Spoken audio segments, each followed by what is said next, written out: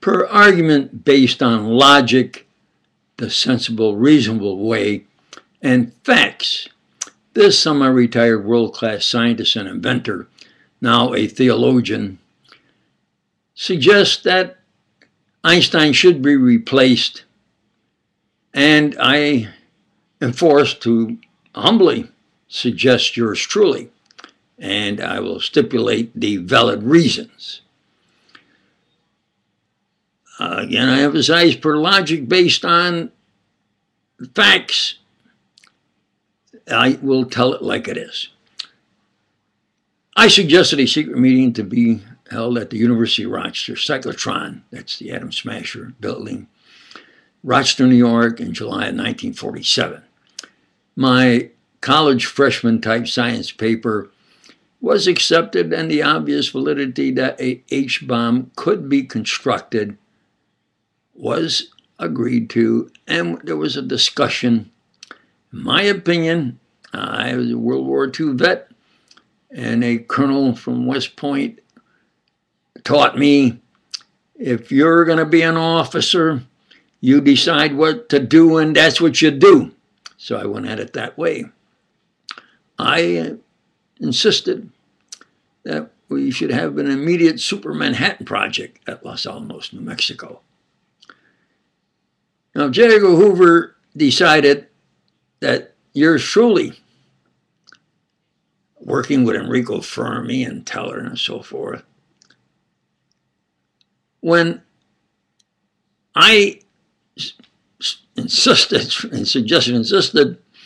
what to do, where, when, why, how, that's pretty smart, that's quite intelligent.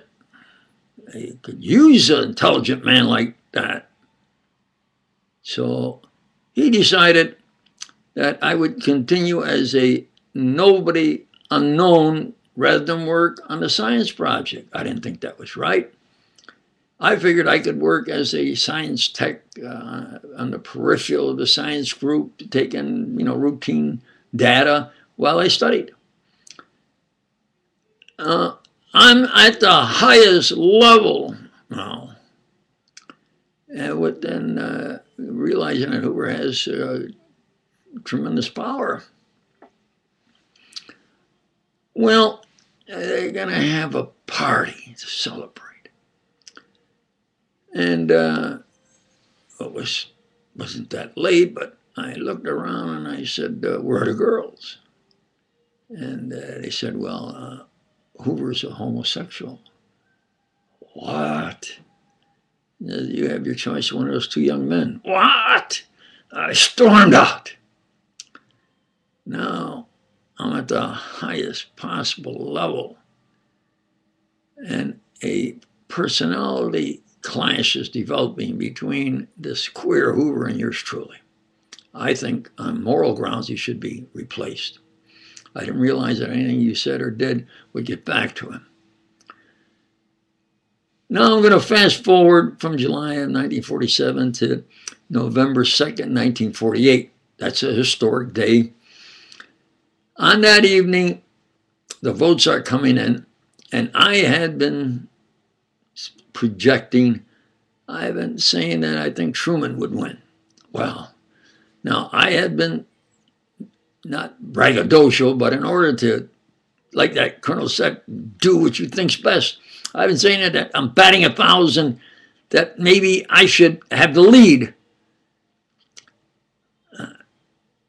Hoover said, now this Italian descent, but Hoover was a prejudiced bum. Dewey will win. So that breaks his batting 1,000, and I win on that issue. So I was alone. Hoover had a party. The next day, when Truman won, Hoover went a bit wild. He said, you PhDs, high IQ, pay you the highest salary, my experts, and you let that Italian descent young man beat me. He said, from now on, I'm going to do what he says. I want to know what he's thinking, what he wants to do. And I'll do that first. If he makes a mistake, I had noticed that certain, maybe that Hoover didn't like, were sent somewhere and they never came back. Now I'm talking about especially maybe on overseas assignments. Now, so that's my situation. I realize now that this government has a pyramid of power. This pyramid of power, inside power, Hoover is at the top of the pyramid. He's the top of the number one on the top of the pyramid. The president is the public yak man. They have powerful analysts suggest what to do. And he publicly announces what the policy is. And why the prize was so important for Hoover is that I realized, and I couldn't get the fellow out.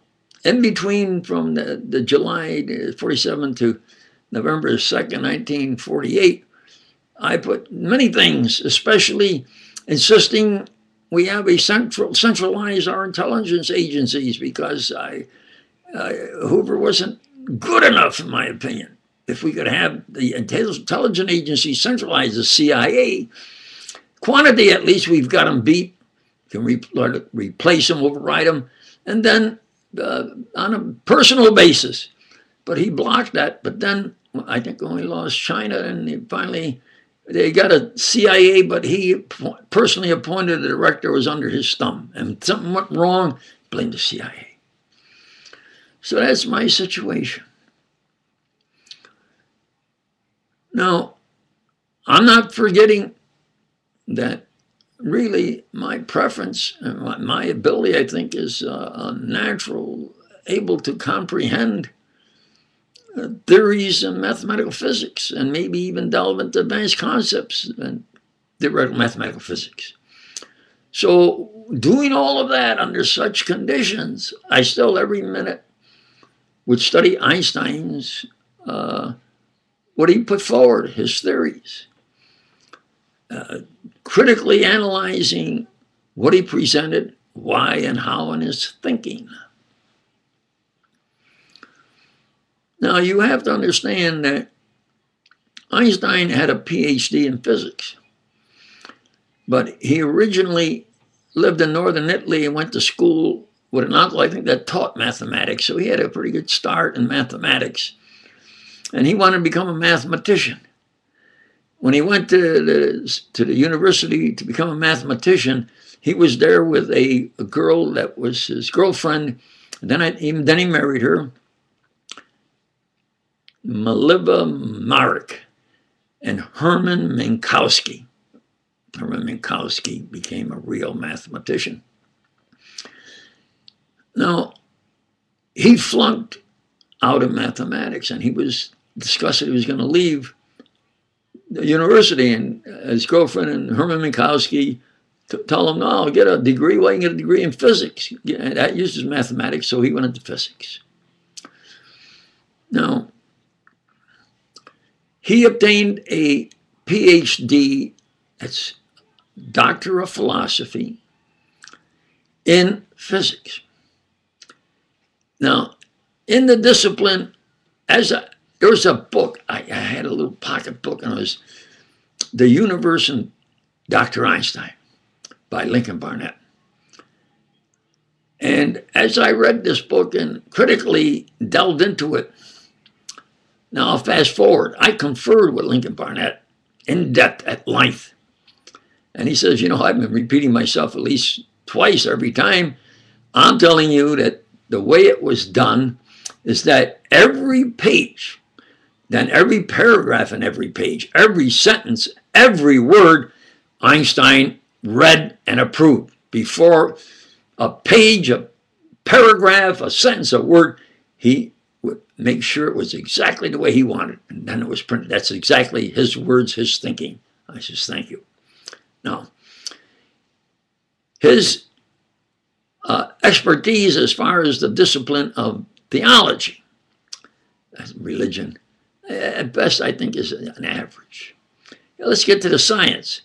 His ability, expertise in cosmology. When he did his work, they make him sound like he knows everything about the expanse of this universe and everything about it and it in space and time, and it's all like this. Einstein is like, he has it in front of him, it's all his. The actual truth is that all he knew was what he saw the stars, and he thought that was our universe. Our galaxy, that's it. Our galaxy, that was our universe. When he came to the U.S., they had to get experts in cosmology to give him crash courses. I repeat with emphasis. They had to get experts in cosmology to give him crash courses to let him know and understand really the immensity of our universe and the galaxies out there, intergalactic forces, and a little bit how they function in other space.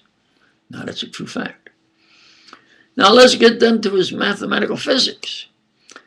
Now, he obtained a doctor of philosophy, a PhD in physics. His philosophical thinking is, word for word, by Lincoln Barnett. Man, his words, man has to think irrationally and then represent that by mathematics in order to get the best answer. Now, what he is saying is that rational man has to think irrationally, then present it in an abstract discipline. Mathematics is an abstract discipline. An abstract representation of his irrational thinking. Now, in my rational opinion, now, when I put forward the H-bomb, I did it as a challenge to see what I can do as far as Enrico Fermi's work. Now I want to see what I can do as far as Einstein's work. And as I now critically go through his theories and what he presents, it comes to where everything is on this relativistic term, under the square root sign, under the denominator, what they call the relativistic term. What is this term? How did it come to be? Do you understand? Now, in studying where he got his ideas from, it was obvious that he was using Lorenz's equations. But Lorenz's equations were refined as they presently are and how Einstein used them by Poincare. And at that time in 1903, 1904, 1905, Poincare was the top mathematical physicist. Not only that, there was a Philip Leonard at that time. And Philip Leonard was considered one of the most brilliant. And Einstein knew him and had to have talked with him. He then represented their work, is the way I would politely put it. Others would say you plagiarized a plagiarist, and I would give him the benefit of the doubt, and I would say he was representing, obviously, their work. And the reason he did it is he wanted to get a job as a university instructor. To get that position, he was being bypassed. So he then wrote in a way to get their attention, like it's his work, there's a better chance to get the position. So I say he represented their work. And I see that it's going to take at least a second video. And I will say that then he represented the Lorentz-Poincare, what are called the Lorentz-Einstein transformation equations, of which then I critically analyzed and conferred with him in April of 1955. I'll continue in part 2. Thank you.